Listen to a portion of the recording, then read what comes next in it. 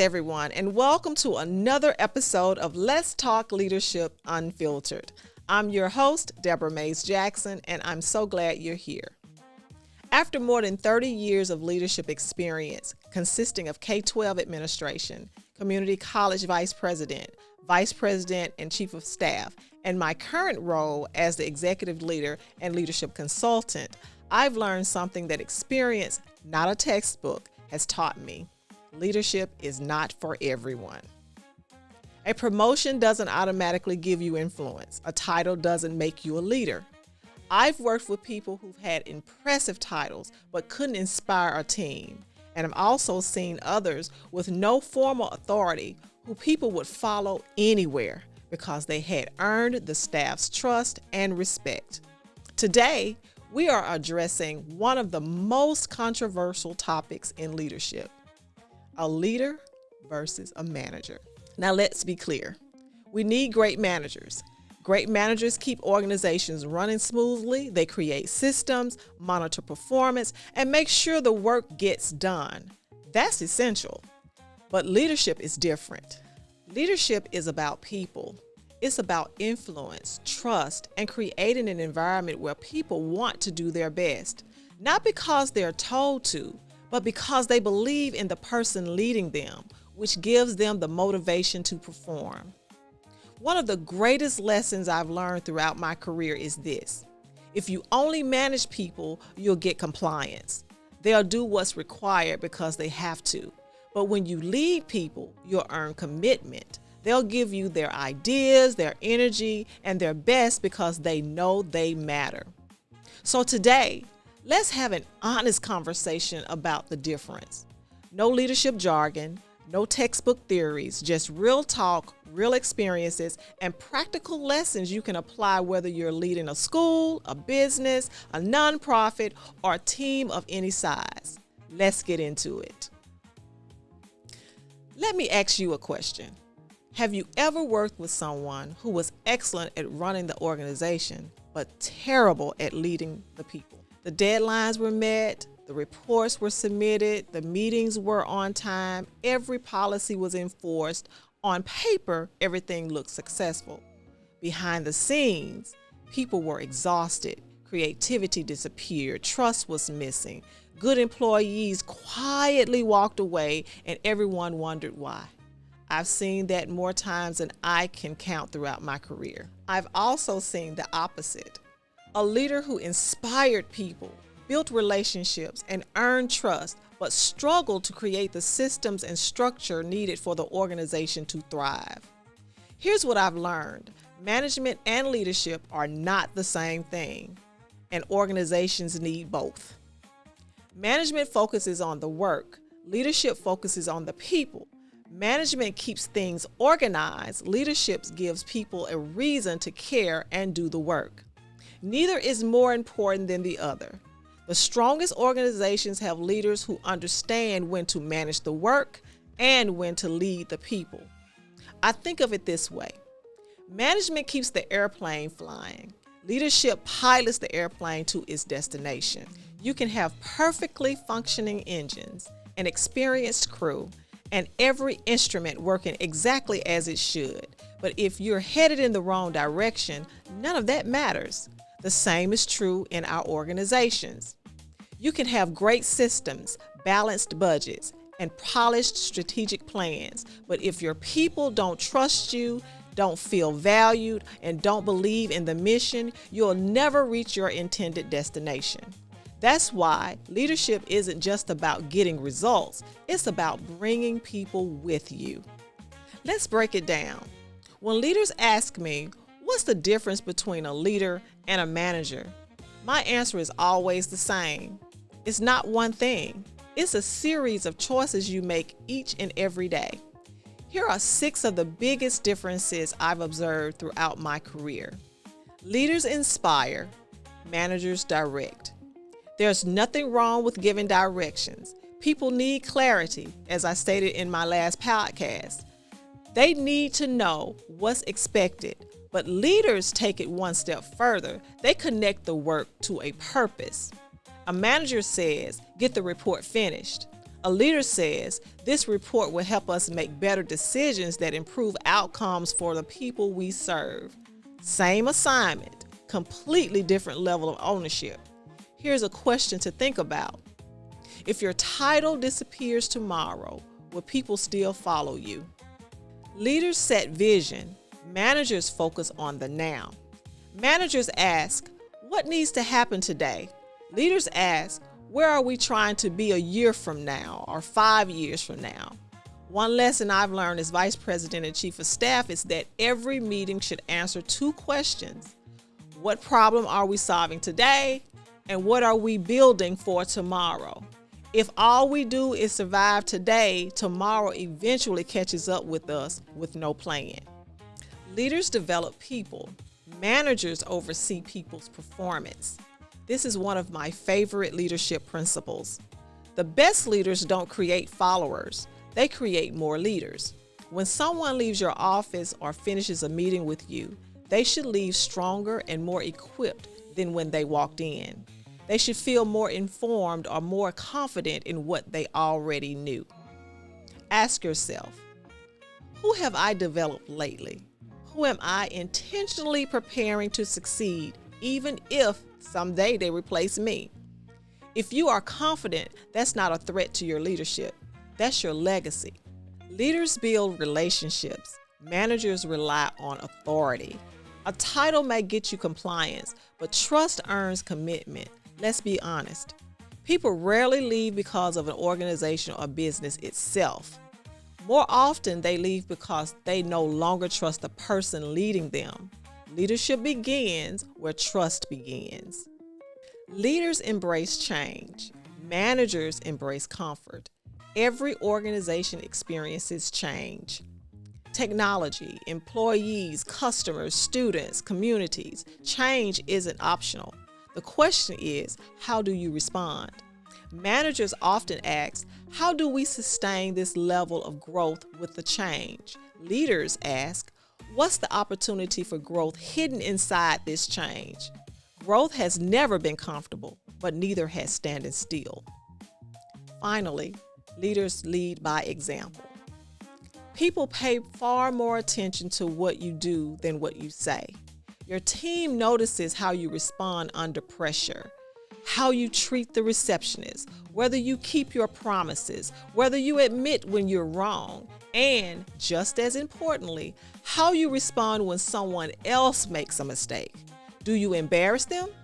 Or do you correct them with firmness, but with respect and grace?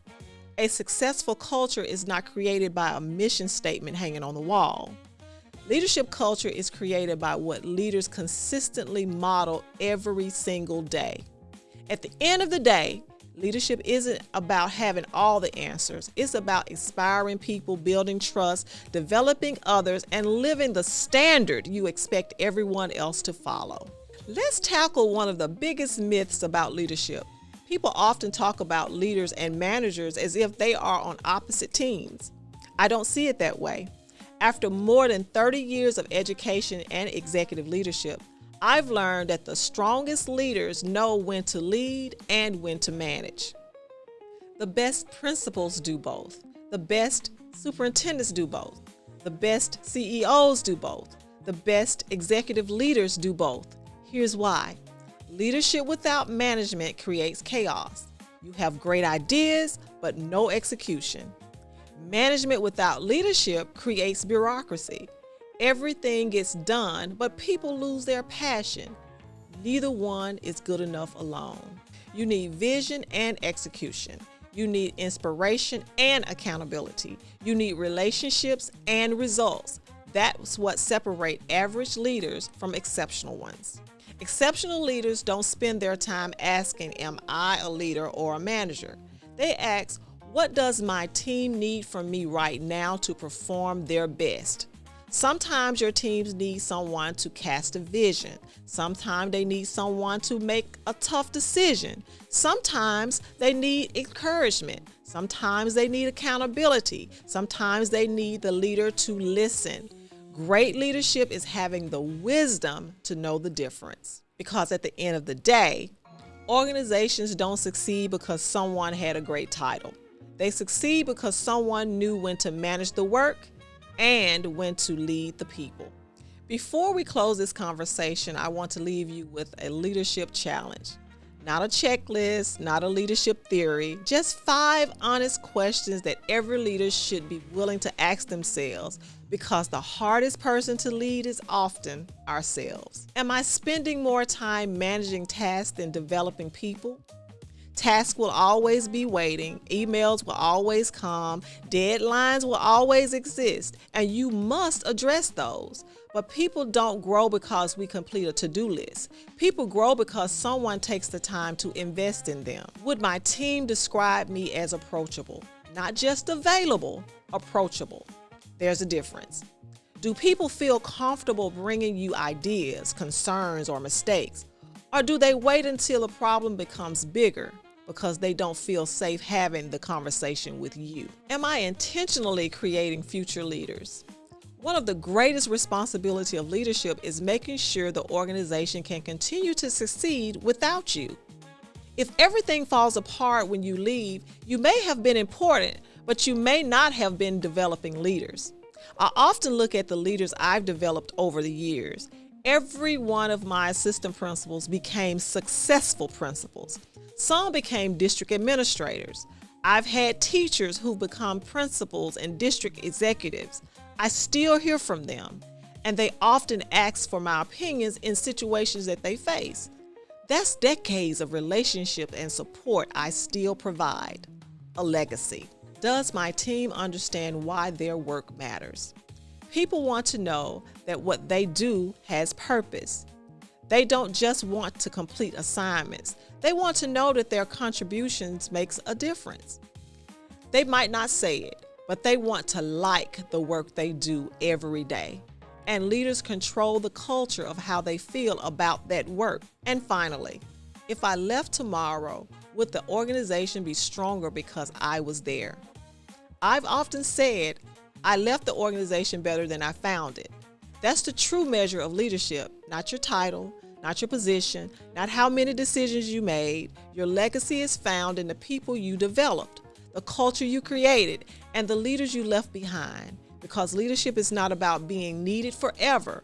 We all move on to better opportunities. You are in the position for a season. Make the most impact you can in that season. So this week, take time and reflect. What kind of leader are you becoming? And more importantly, who is better because you chose to be a leader? As we close this conversation, I want to leave you with this. Great leadership is not about being the smartest person in the room. In fact, one of the smartest things a leader can do is surround themselves with people who are talented, driven, creative, and willing to challenge ideas, sometimes more talented than you. A confident leader does not need to have every answer. A confident leader knows how to build a team of people who can help find the answers. That's the difference between someone who simply holds a position and someone who truly leads. If you are easily intimidated, you will shy away from choosing those who may have more knowledge in a subject matter than you. Hence, your team and your desired results will suffer. Don't settle for just managing or supervising people. Supervision focuses on what people do. Leadership focuses on what people can become. So develop them, challenge them, believe in them, give them opportunities to grow, and watch the arrival of positive outcomes. Because the greatest leaders are not remembered because they controlled everything. They are remembered because they helped others discover and realize what they are capable of. I've said this before, and I'll say it again. The greatest measure of leadership is not only what you accomplish while you're in the room, it's what continues because you had the opportunity to be in that room and lead. Your influence should outlast your position. Your impact should continue after your title changes, and your legacy should be reflected in the people who are stronger, more confident, and more prepared because you invested in them. That's leadership, and that's what it means to truly lead unfiltered. Thank you for joining me for another episode of Let's Talk Leadership Unfiltered. I hope today's conversation challenged you, encouraged you, and gave you something to reflect on as you continue your own leadership journey. If something we discussed today resonated with you, share this episode with another leader who may need to hear it. Be sure to subscribe, like, and leave your thoughts or questions in the comments. Your voice and your experiences are part of this leadership conversation. Join me next time as we continue having honest conversations about the realities of leadership, the challenges, the lessons, and the opportunities we have to make a difference. Until then, continue to make dynamic connections, lead with purpose, lead with courage, and always lead with integrity. Remember this: people may remember your title, your position, or your accomplishments, but they will never forget how your leadership molded them and how your leadership made them feel. Thank you for allowing me to be a part of your leadership journey. Until next time, keep leading, keep growing, and keep making a positive impact. Blessings to you.